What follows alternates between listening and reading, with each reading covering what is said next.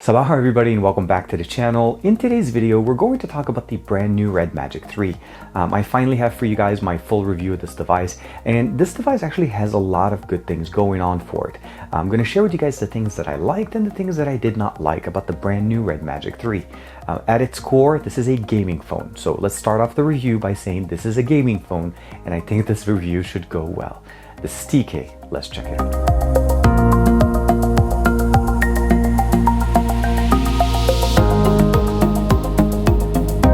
Like and subscribe and hit that bell icon so that you're always notified whenever we put out new videos on the channel. So there's no question that the Red Magic 3 is definitely a big phone. What we have here is a 6.65-inch display running a 1080p panel as well as at 90 Hz at all times. Now that's the limit of what we can get with OLED displays or AMOLED displays.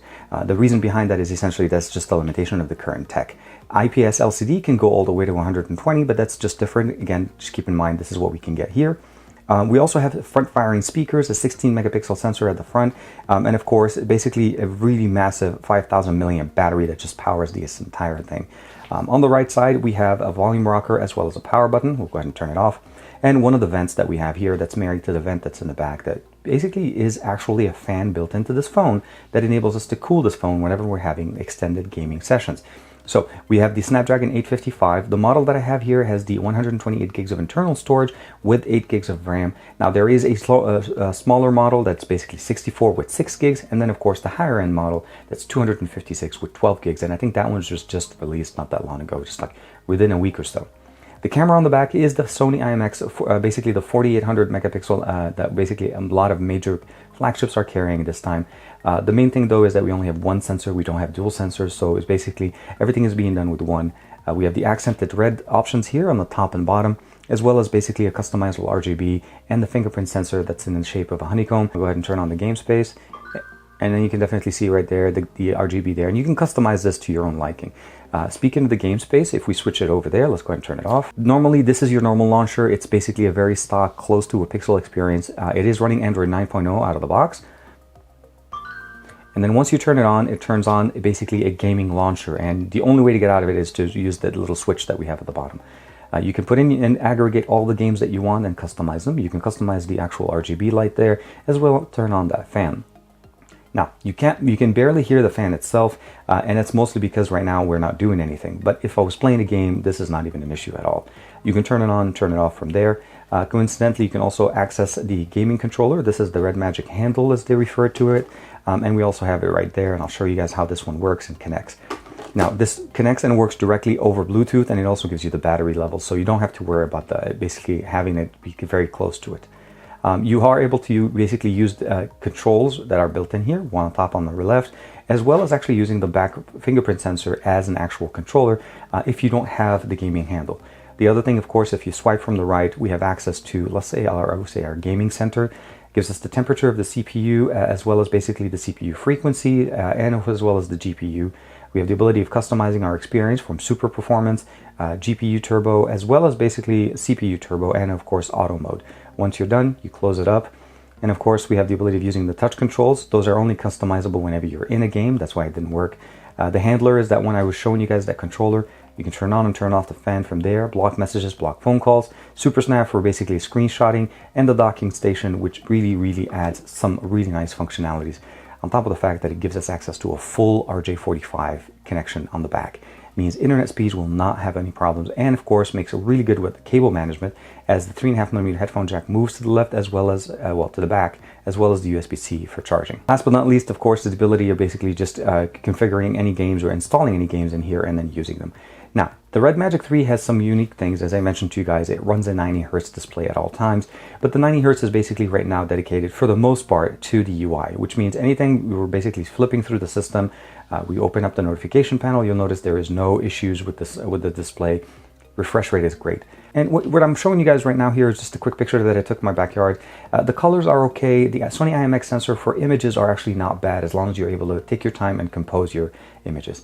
The gallery did get updated, and we now have the ability of basically editing. So even so, you're basically editing different images and getting them right. As far as you can see right there, the images actually look pretty decent. In good lighting, it actually does a really good job. And of course, portrait works really good.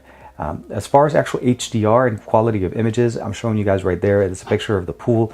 It actually looks pretty good. It does process really nicely as long as you have a good enough light. And then this would be another nice picture that I took here. Exactly. It just looks really nice, and you just have to keep in mind this phone is essentially, it will do great when it comes to pictures. When it comes to videos, it's a little bit hit and miss. Now, when it comes to the front-facing camera, we have a 16 megapixel camera that's capable of taking obviously 16 megapixel images, which is really nice. But when it comes to video, we're capped at 1080p. We don't have a 4K option on the front-facing camera. The other thing I want to share with you guys is as far as stabilization and performance, I think overall, if you're using this camera, you want to basically have some kind of stabilization outside of just the built-in device one. Let me show you guys what it looks like on the back with the 4K at 60 frames per second. Switched over to the back sensor, we're running at 4K at 60 frames per second. Now, on the back, we have some nice a few set of tricks. The first one is that we're able to go all the way to 8K at 15 frames per second, and it's intended mostly for scenery. I wouldn't necessarily use this indoors or even try to use it for anything other than big landscape scenery. I'll give you guys a link to that video in the description below. I did upload that not that long ago, just showing a sample, just for people to see what it would look like for 8K sample. Keep in mind, it won't work really well on your phone because your phone will probably not support 8K the same way my phone doesn't. You will need to go to a PC even just to be able to turn on the option for 8K. So that's something. And of course, at that point, I don't think the video is really one of the best options. I think 4K 60 is going to be definitely your best bet as far as maximum resolution. The actual system UI, overall, we have the dark theme turned on here. We have connectivity setup options, display, battery. Again, we have a 5,000 milliamp battery that should be able to last you through almost anything you'd like to do. On the display, we don't have a way of basically turning on and turning off the 90 hertz. That's on all the time. We do have basically configuration for sound, as we have the options here. You can go into the sound option, go under advanced, and of course customize the different options and everything, and it just definitely sounds really, really nice, and I'll get a chance to play a little sample for you guys. Customizing the multicolor LED strip is really nice. You're also able to customize it for notifications. It's really good. Turning it on automatically is built into the actual gaming center, otherwise you have to turn it on manually. Docking station, as I mentioned to you guys, we have the ability of using the full-size RJ45, as well as basically the 3.5mm headphone jack and the USB-C. And again, this just basically makes it so much easier to use the phone in a landscape mode without having to necessarily have it straight sitting to it. So if you have your phone in this position, it looks really, really good, and you can use either the controller that they sell, or even use any other gaming controller connected over Bluetooth to this. And one of the really nice things is, even though it covers the power button, it still gives us access to the little thing here.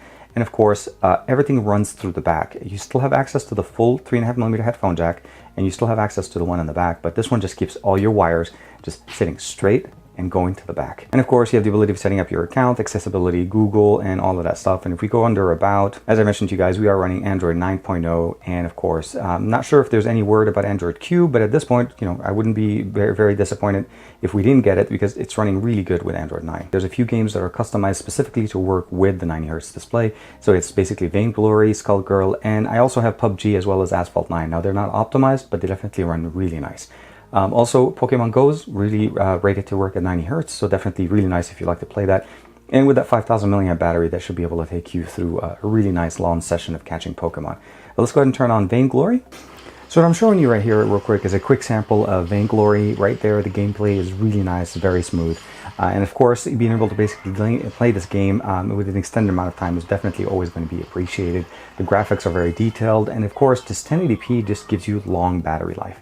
Switching it over real quick to PUBG, and one of the really cool things with PUBG is the fact that we now have the ability of using the game control functionality that I was sharing with you guys at the beginning. So you can customize them. They actually the two different triggers, as well as the fingerprint option in the back. And then of course, if you want to be able to play the game, you're able to make it a little bit easier for you, customize where the buttons are, and then use them as you like.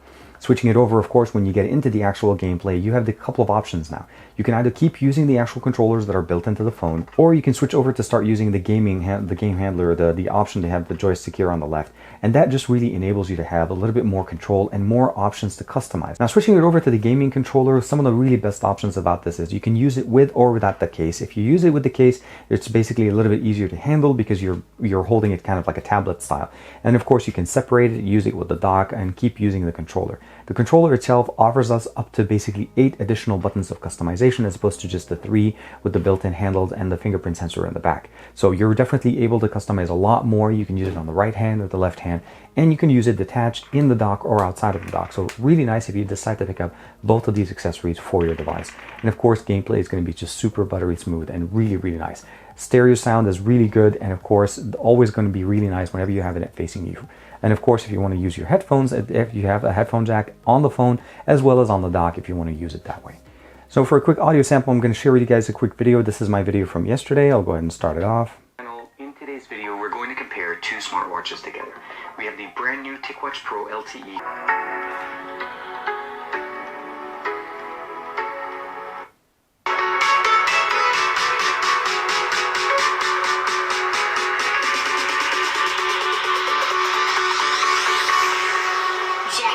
So definitely not going to disappoint as far as the experience.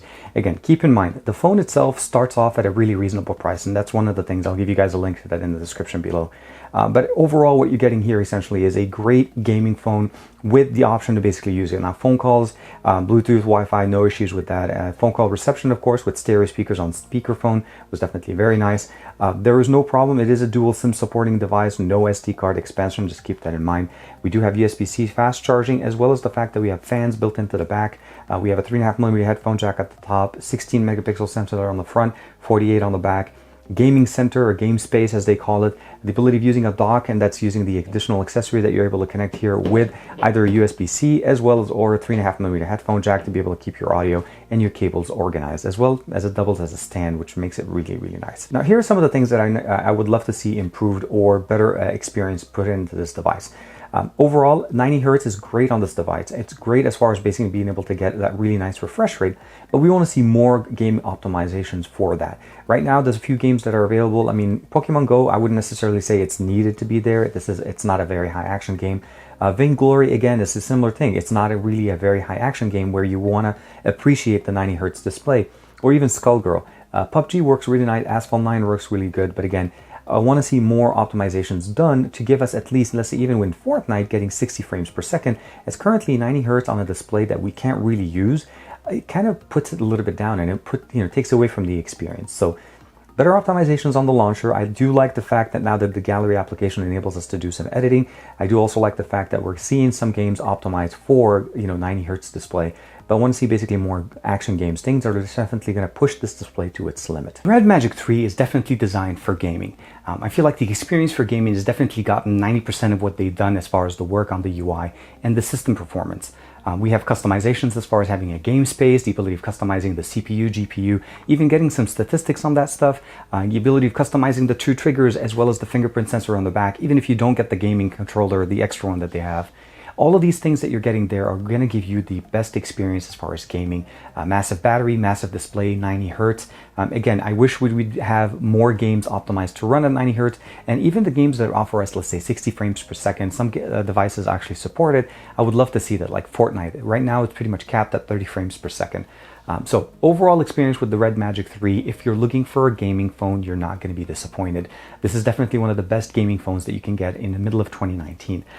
Is it the best phone overall? I would probably say not necessarily. The phone experience is, in my experience, or at least in my opinion, it's good, but it's not the best. We lack some customizations within the UI. We lack some functionalities to basically let us utilize the entire display. It's a massive display, but we're not getting the full functionality that we normally get. Like, let's say, even gestures, options to be able to actually get more 90 Hz refresh rate used on other applications other than the system UI, and a handful of applications that use it. And even when they do use it, these are not very fast games, so we're not really pushing the limit of this display. I want to be able to enjoy games on every level, and currently I'm enjoying them at stock levels, and I want to be able to get more. The Red Magic 3 is available on their site. They just announced, if I'm not mistaken, the brand new, the 256 model, the higher end, the 12 gigabyte model, and that's going to be available there. From a price point and availability and feature, I would say that the Red Magic 3 is actually a nice device in a sweet spot. It's cheap enough, and I would say reasonably priced, not cheap, reasonably priced for the features that you're getting, the Snapdragon 855, 8 gigs of RAM, the internal storage. But I feel like it's not too expensive for it to basically start competing with some of the other flagship with their features, other than just basically having a great gaming experience. As far as the camera, I would say for cameras overall, it's okay. For video, get it stabilized and definitely use it. If you're considering using that 8K feature that's built into it, I would definitely use it for portrait. Well, not portrait. I would definitely use it for outdoors on some kind of a stabilization and let it sit there for some time. 18 frames per second is not fast, and it's not going to be really good, especially for any fast-moving subject, as you'll start seeing that clipping option inside of the video. Again, there'll be a link in the description below if you'd like to see a sample of what 8K video looks like out of this phone. Like and subscribe as usual. Thank you very much for the support, and I hope to see you guys in the next video.